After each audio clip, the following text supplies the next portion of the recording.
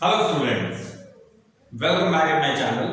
आज मैं आपके लिए लाया हूं बेसिक से भी basic concept addition of roots. तो चलिए आइए देखते हैं एडिशन कैसे करते हैं रूट्स के अंदर। पहला एग्जांपल मैंने लिया है √2 प्लस √2। इसको मुझे ऐड करना है। ऐड करने से पहले मुझे सबसे पहले बात देखनी होती है कि जो मेरा रूट है उसकी यहां पे क्या है।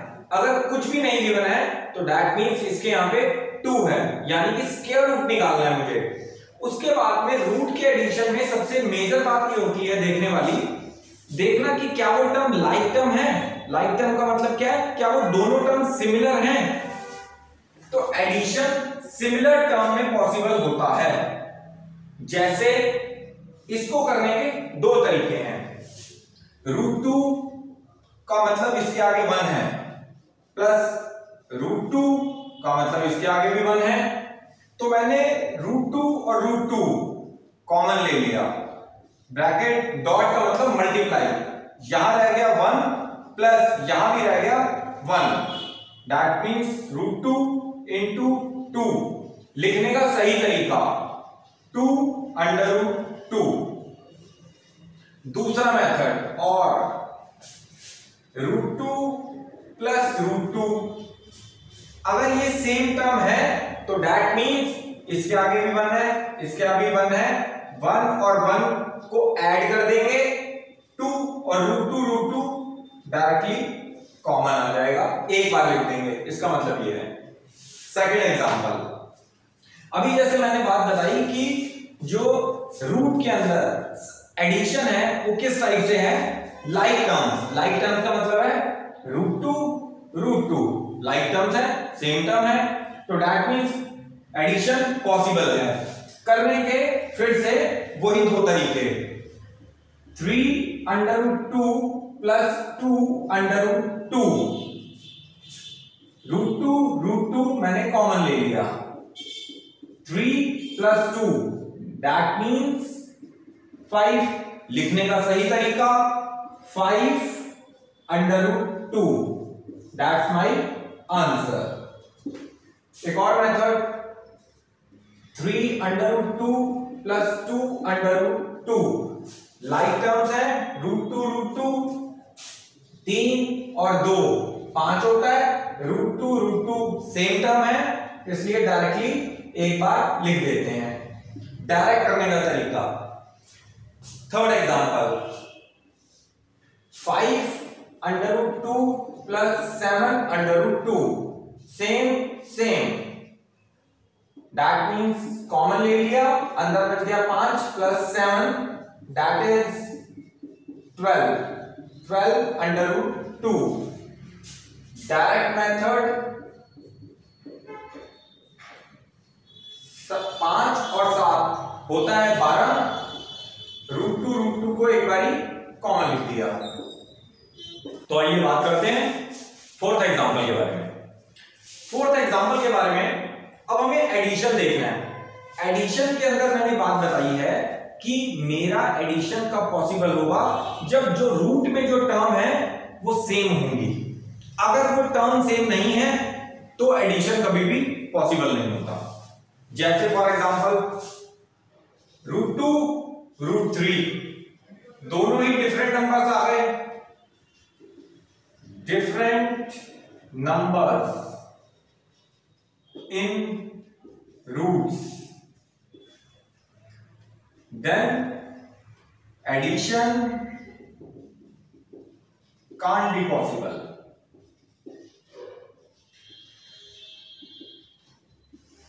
एडिशन तभी पॉसिबल है जब √3 प्लस √3 है, तो दैट मींस 2√3 है।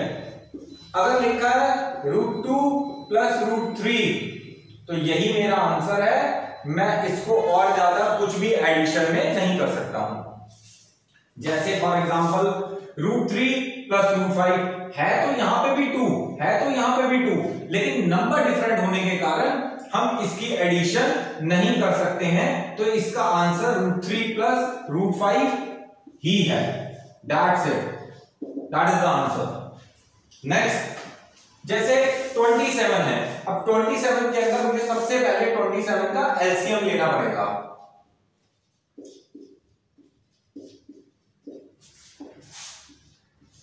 Three into three. अब इसके अंदर बहुत सारे स्टूडेंट जो है वो कंफ्यूजन में हैं, तो कंफ्यूजन को आज दूर कर लेते हैं। यहां पे रूट का मतलब है कुछ नहीं है तो 2 है, अंडरस्टूड है अगर कुछ नहीं है तो 2 है। 2 का मतलब है स्क्वायर रूट निकालना। स्क्वायर रूट निकालने का तरीका यह है कि पेयर बनाना, जो भी पेयर बना और वो सिमिलर है उसमें से एक नंबर बाहर आ जाएगा, तो अंदर जो नंबर रह गया वो 3 रह गया। 5 प्लस √3। अब √3 और √3 सेम नंबर है, तो सेम नंबर होने के कारण 3 और 5 8 और √3 एक बार लिख दिया जाएगा, तो दैट इज द आंसर। तो आइए बात करते हैं सबट्रैक्शन ऑफ रूट के बारे में। सबट्रैक्शन ऑफ रूट का भी फंडा बिल्कुल सेम है, फर्क सिर्फ प्लस और माइनस का है। अगर दोनों टर्म के अंदर रूट के अंदर जो टर्म है वो सेम है तो सबट्रैक्शन होगा, अगर वो सेम नहीं है तो सबट्रैक्शन नहीं होगा। सेम सब सेम, एकदम सिमिलर नॉर्मल फंडा है। √5 और √3 दोनों ही डिफरेंट है, तो इसका मतलब √5 माइनस √3 ही इसका आंसर है, इससे ज्यादा मैं सबट्रैक्शन नहीं कर सकता हूं। नेक्स्ट पे चलते हैं। √8 का मतलब है कि मैं इसको एलसीएम लेके स्प्लिट कर सकता हूं, तो सबसे पहले मुझे इसका एलसीएम लेना है। एलसीएम लिया, उसके बाद में 2 इंटू 2 माइनस √2।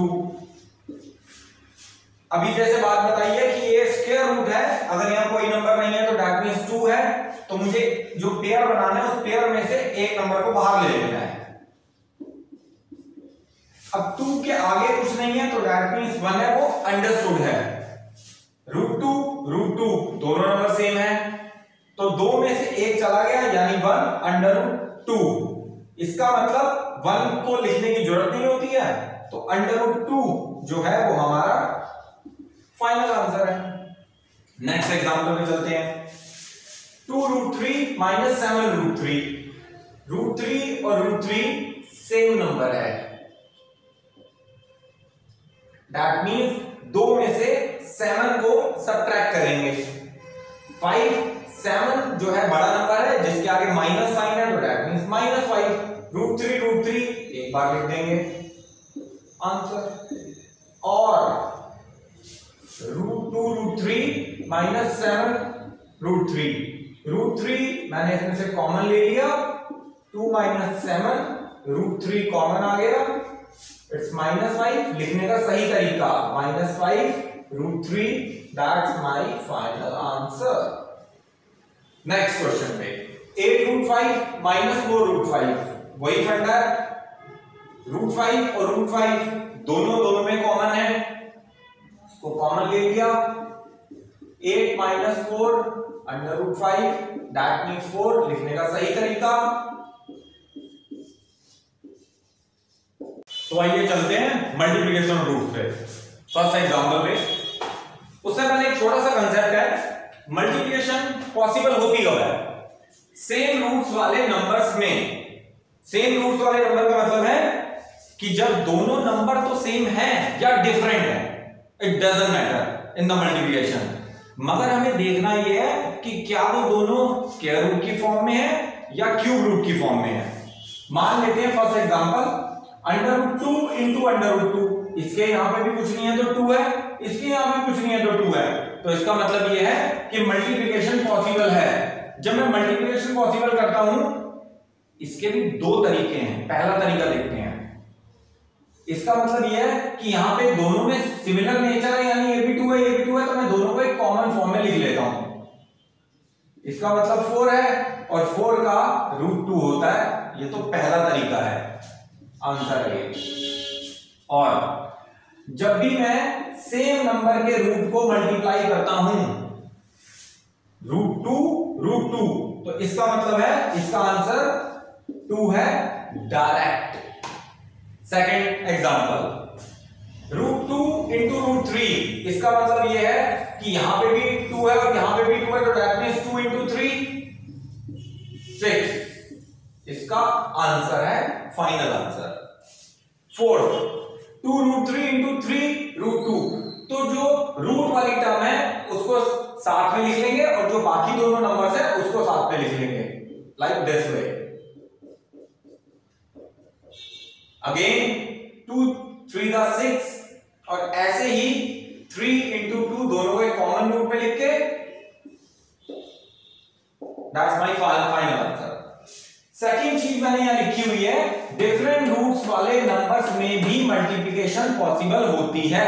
डिफरेंट रूट्स वाले नंबर का मतलब ये था जैसे कि √2 और √3 है, तो ये दोनों स्क्वायर रूट ही, लेकिन नंबर डिफरेंट है, तो डिफरेंट नंबर्स में भी मल्टीप्लिकेशन पॉसिबल है। और पहला लिखा था सेम रूट्स वाले नंबर में, सेम रूट वाले नंबर में मल्टीप्लिकेशन पॉसिबल है, लेकिन कंडीशन अप्लाई कि यहां पे भी 2 और यहां पे भी 2 होना चाहिए। अगर यहां पे ये नंबर चेंज होता है दैट मींस स्क्वायर रूट की जगह पे अगर क्यूब रूट हो जाता है तो भी मल्टीप्लिकेशन पॉसिबल है। मैं दिखाता हूं आपको, आइए देखते हैं एग्जांपल नंबर 4 की तरफ। 1 डॉट मतलब मल्टीप्लाई √3 इंटू 5 √5। अब इसको मल्टीप्लाई करना है हमें, अगर √3 के आगे 1 लिखा है तब भी ठीक है, नहीं तो तब भी अंडरस्टूड है कि वो 1 है। जो नॉर्मल नंबर है उसको एक साथ लिख लेंगे और जो √3 और √5 है यानी कि रूट वाले नंबर है उनको एक साथ लिख लेंगे। 1 को 5 से मल्टीप्लाई किया 5, दोनों को हमने कॉमन रूट के अंदर लिख लिया, तो दैट मींस इसका आंसर है 5 √5। मल्टीप्लिकेशन पॉसिबल इसलिए हुई क्योंकि ये जो दोनों है यहां पे भी 2 है और यहां पे भी 2 है। नेक्स्ट एग्जांपल देखते हैं। अब यहां पे इसके अंदर क्या है, यहां पे कुछ नहीं है, तो इसका मतलब कि अंडरस्टूड 2 है, और यहां पे तो हमें गिवन ही है कि ये 3 है। इस 2 का मतलब है स्क्वायर रूट और इस 3 का मतलब है क्यूब रूट। अगर नंबर रूटों की मल्टीप्लाई इस तरीके से है तो मल्टीप्लिकेशन कभी भी पॉसिबल नहीं होती,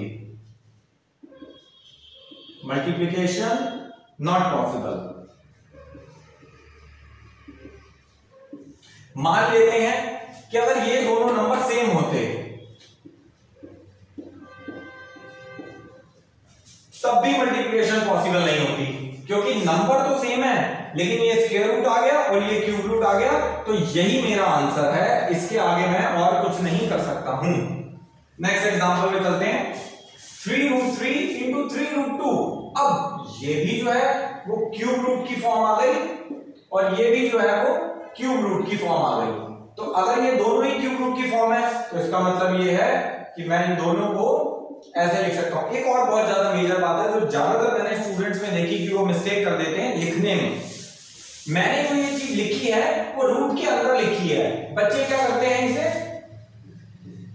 ऐसे लिख देते हैं। अरे भाई ये 3 जो है वो रूट के अंदर है, ये रूट से बाहर आते ही ये स्क्वायर रूट में कन्वर्ट हो गया, तो इस बात को प्लीज ध्यान रखें। क्वेश्चन में चलते हैं। 3 अंडर रूट दिस वन 2 3 दा 6, दैट्स माय फाइनल आंसर। तो हो ये वीडियो आपको पसंद आया होगा जिसमें एडिशन, सब्ट्रैक्शन एंड मल्टीप्लिकेशन और रूट्स के बारे में मैंने पूरी क्लैरिफिकेशन दी है। अगर मेरा वीडियो आपको पसंद आया तो प्लीज इस पे कमेंट करिएगा। नेक्स्ट वीडियो के अंदर मिलते हैं और भी धमाकेदार क्वेश्चंस के साथ में। Thank you so much.